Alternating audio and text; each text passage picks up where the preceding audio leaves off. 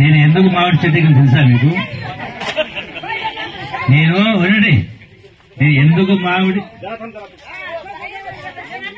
Bye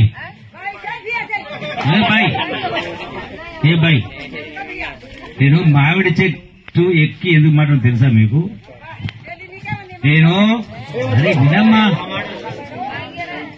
నేను 9వ ఎవరు మాట్లాడేది?